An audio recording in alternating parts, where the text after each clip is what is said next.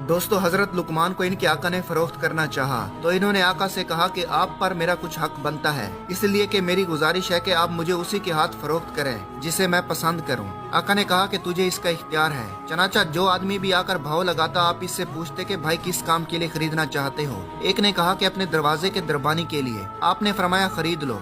जब रात हुई तो आपने दरवाजा बंद करके दहलीज में नमाज पढ़ना शुरू कर दी। इस आदमी की लड़कियों के कुछ यार लगे हुए थे। इन्होंने आकर दरवाजा खटखटाया तो लड़कियों ने कहा लुकमान दरवाजा खोल दो। आपने फरमाया कि तुम्हारे वालिद ने मुझे इसलिए नहीं खरीदा। तो लड़कियों ने इनको मारा, इतना मारा कि आदमवा कर दिया। जब सुबह हुई तो आपने इनके वालिद को रात के वाक़े की कोई खबर ना दी। दूसरी रात फिर इन्होंने ऐसा ही किया, हत्ता कि तीसरी रात भी इन्होंने ऐसा ही किया। आपने फिर भी इनके वालिद को खबर ना दी। तो वो लड़कियां आपस में कहने लगी, अल्लाह ने इस हबशी गुलाम को इस खैर के मुतालिक हमसे बेहतर नहीं बनाया। और वो लड़कियां ऐसी नेक हुई कि बनी इसराइल में इनसे बेहतर कोई लड़की ना थी।